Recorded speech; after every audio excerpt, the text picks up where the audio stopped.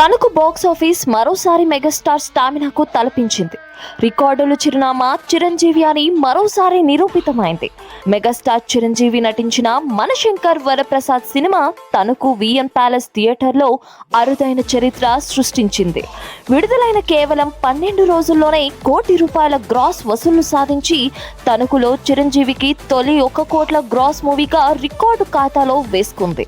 Day 12 gross ₹1,28,150. మొత్తం 12 రోజుల gross ₹1,29,800 వసూలు సాధించింది.